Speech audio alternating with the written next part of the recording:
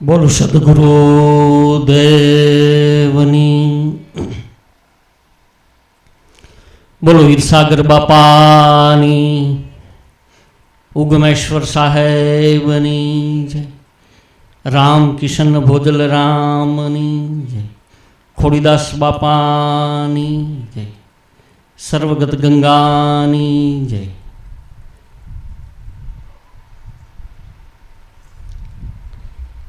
આજના પ્રસંગે આપણે જે બધા ભેગા થયા છે, આ કોઈ ઉત્સવ તો નથી, પણ સદગુરુના નામનો ઉત્સવ છે. કોઈ સામાન્ય ઉત્સવ નથી, પણ અવિરત સદગુરુના નામ ઉપર જે 25 વર્ષથી જે નામ ઉપર બેઠા છે, અને જે 25 વર્ષથી કાંઈક ને કાંઈક સદગુરુના નામ પાછળ પોતે દેહથી, મન, વચન અને વાણીથી અને આર્થિક રીતે પણ ઘસારો સહન કરી અને આ અવિરત આ જ્ઞાનની જ્યોત અવિરત ચાલુ રાખી છે.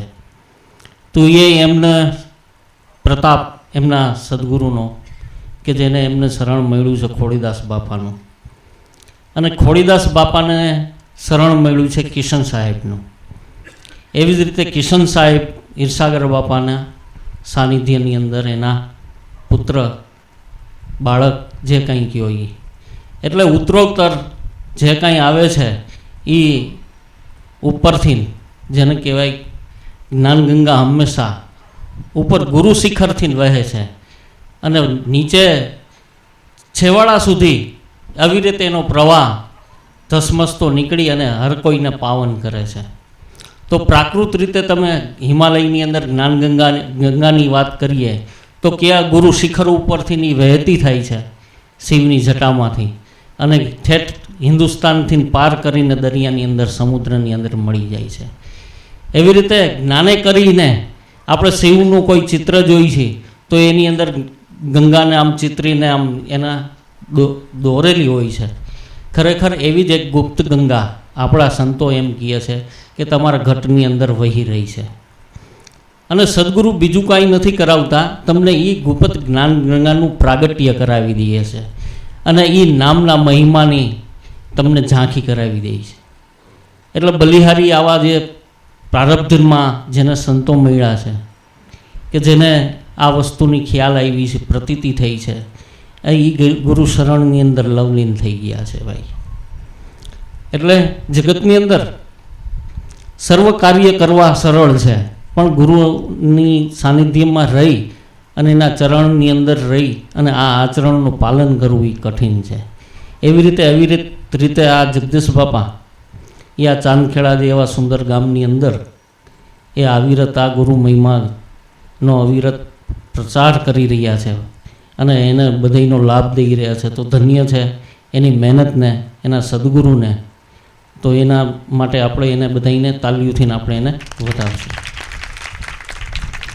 અને આવા જ આવા કાર્યક્રમો કરતા રહીએ અને દીવાથી દીવો પ્રગટાવ કરીએ.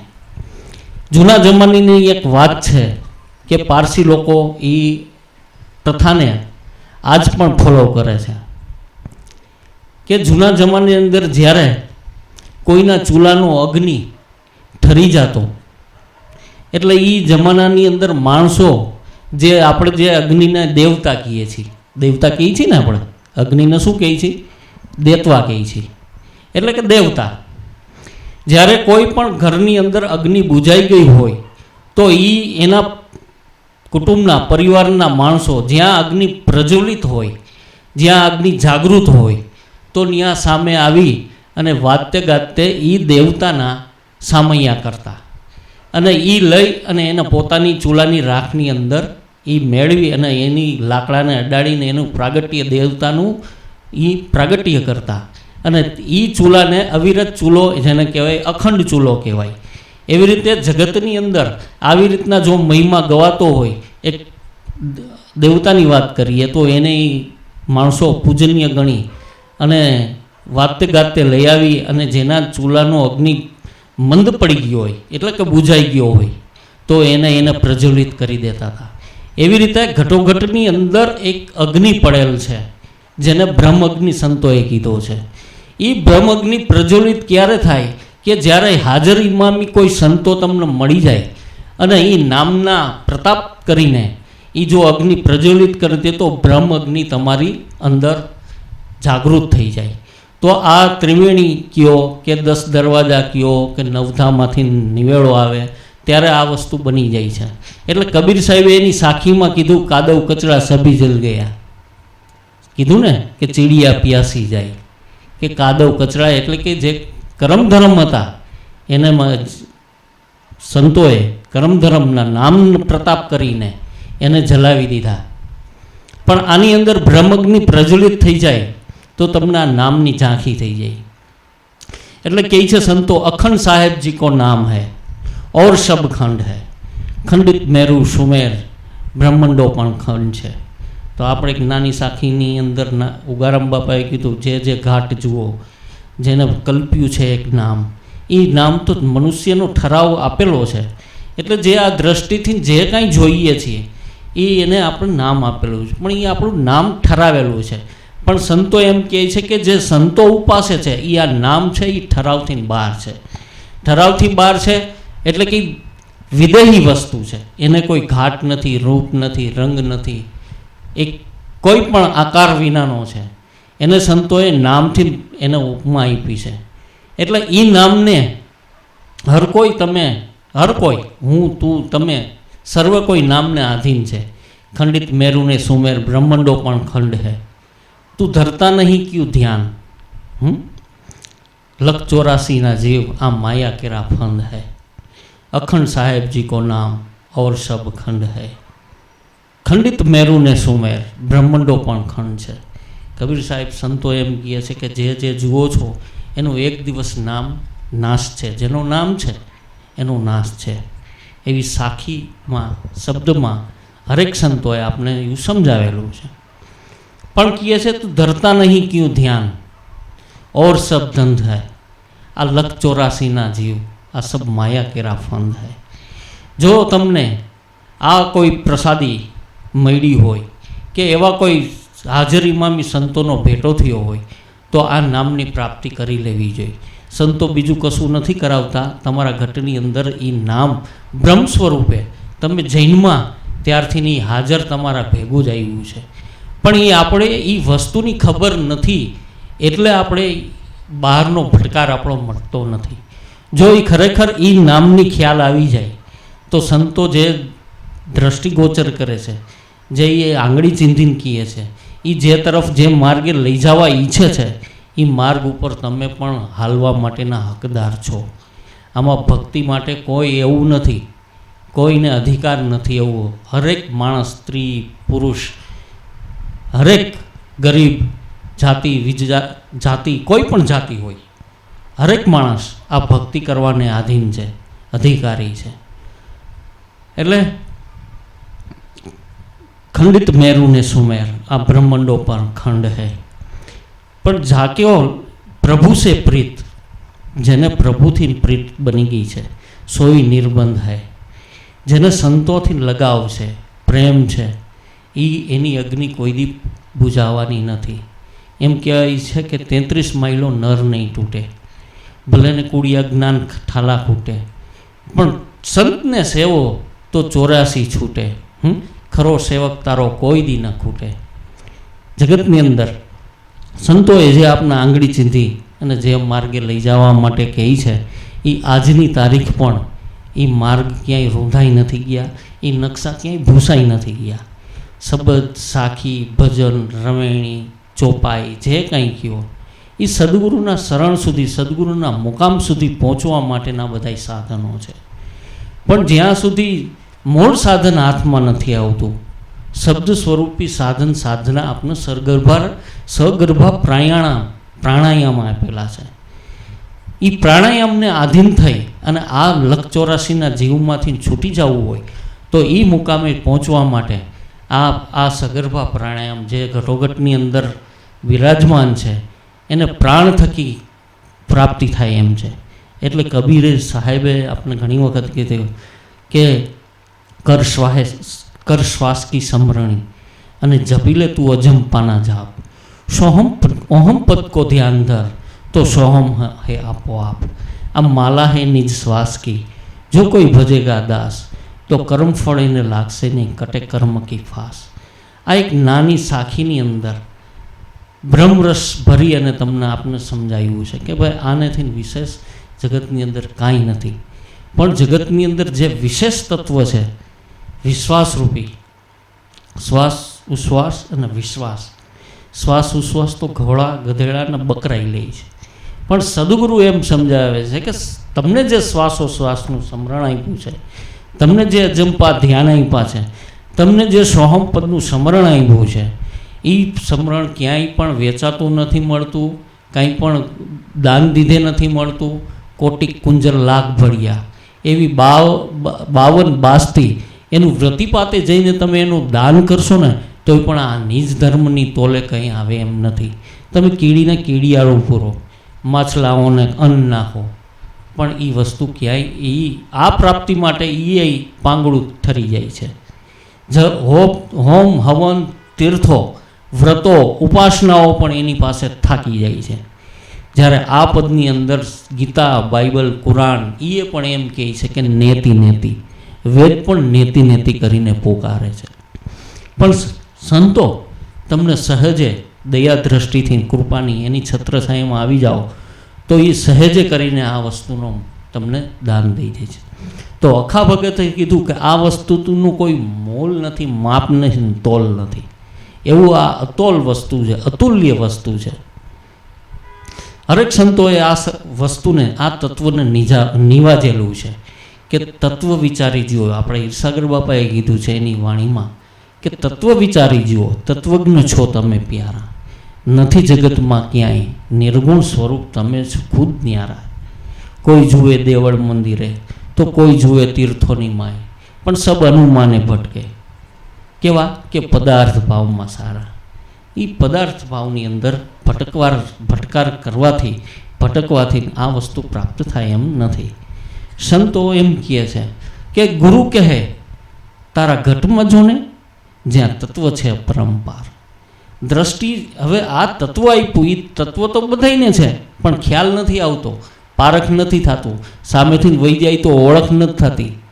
એનું કારણ શું કે જ્યાં સુધી દુર્ગમ દ્રષ્ટિ સાધકને પ્રાપ્ત નથી થતી ત્યાં સુધી આ વસ્તુનો નિવેડો આવતો નથી.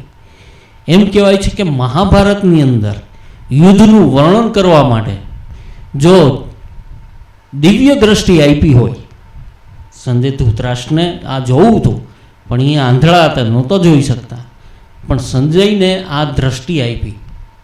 કેવી સુદર્શન દિવ્ય દ્રષ્ટિ આપી તો એને મહાભારતનું આ યુદ્ધનું વર્ણન કરી શક્યા. એવી રીતે નામ થકી જ આ દિવ્ય દ્રષ્ટિ હરેકને પ્રાપ્ત થાય એમ છે. હવે એનો આપણે એમ થાય કે એ કઈ રીતે, કેવી રીતના શક્ય બને, એવું હકીકતમાં હશે તો ઈર્ષાગર બાપાના જીવનની અંદર એક ઘટના એવી બની, એક પ્રસંગ એવો છે કે કોઈ માણસોએ એમને કે ભાઈ આ ભજન ગાવ છો ને તમે આ રાત ઉજાગરા કરો છો, આપણા ત્યાં વાસનો જ પ્રસંગ છે, લતાનો જ પ્રસંગ છે.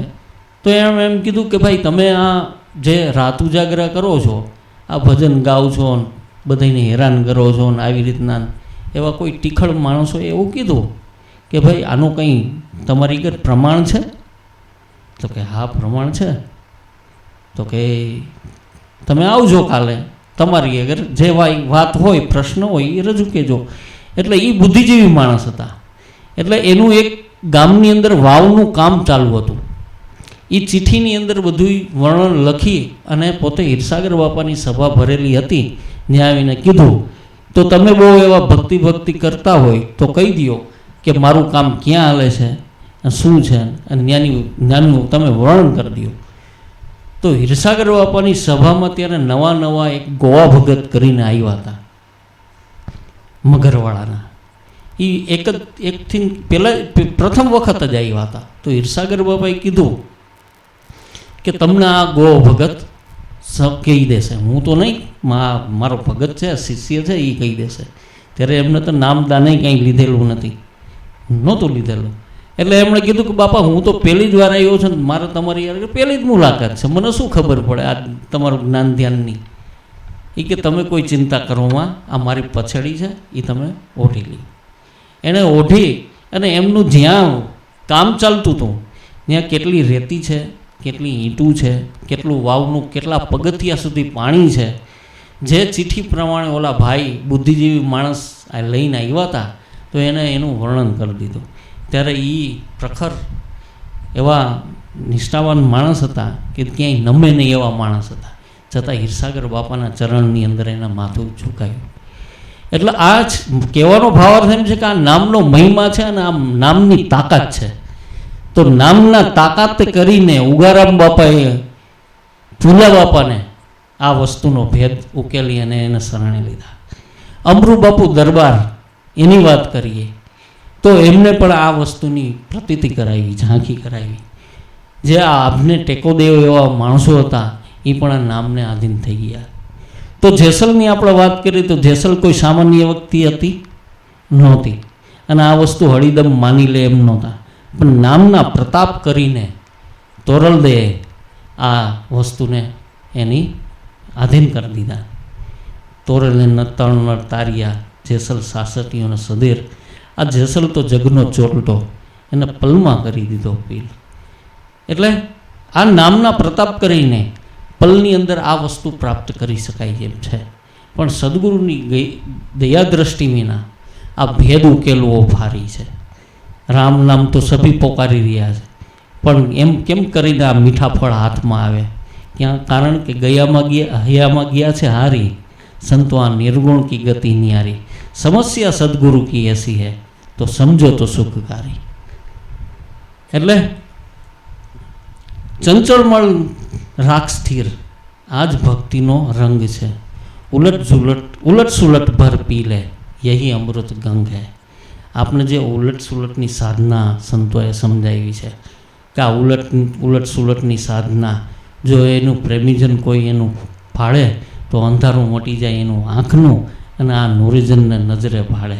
તો દાદાજીવનને નજરે ભીમ સાહેબનો ભેટો થઈ ગયો ને ભાઈ. આમરણમાં બેઠા હતા તો ઘોઘાવદરમાં દર્શન દીધા. આ નરસિંહ મહેતાના કેટલા કામ કરી ગયા. નરસિંહ મહેતાના કેટલા 52 પરચા કે એટલા કામ કરી ગયા. તો નરસિંહ મહેતાને તો કોક એના તો જે હતા નાગરો એ તો વાંચતા લખતા એમને આવડતું હતું, અને આપણા તો હું તો કોઈ 52 નહીં 104 કરી ગયા છે, પણ આપણી આગળ નોંધ નથી અને એણે એની નોંધ કરેલી છે. એટલે આપણે પણ પલ પલ પરચા છે પીયુના, સદગુરુના, અને આપણા પણ જે જટિલમાં જટિલ કામ છે એ સરળ આવી કરીને સમજાવીને સરળ કરી ગયા છે. તમે તમારા જીવનની અંદર જુઓ, તમે તપાસો તો તમારી સમસ્યાનું હોય સમાધાન સદગુરુએ કરી દીધું હોય. એટલે આપણે એને કહીએ 1000 હાથવાળો.